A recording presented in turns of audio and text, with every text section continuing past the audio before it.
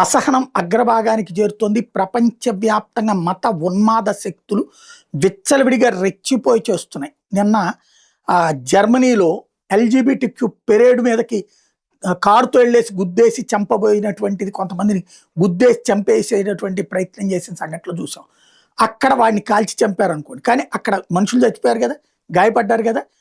అంటే ఇస్లామిక్ శక్తులు అక్కడ చేసినటువంటి అరాచకం ఒక ఎత్తైతే, ప్రశాంతతకి నిలయం, మతాలకు అతీతమైనటువంటి ప్రాంతం అని చెప్పుకునేటువంటి ఫ్రాన్స్‌లోని ప్యారిస్‌లో 3 మహిళల్ని పొడిచి పారేశాడు ఒకడు.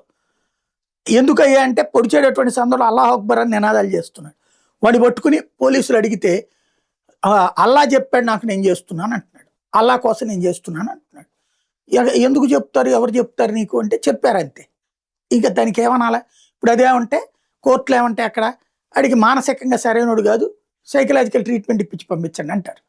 దాంతో మత పిచ్చకి చట్టాన్ని అడ్డు పెట్టుకుని తమ మతాన్ని నమ్మని వాళ్ళని అజ్ఞానులు, కాఫీర్లు అన్న పేరుతో పొడిచిపారేస్తున్నటువంటి సంఘటనలు, చంపేస్తున్న సంఘటనలు పెరిగిపోతున్నాయి.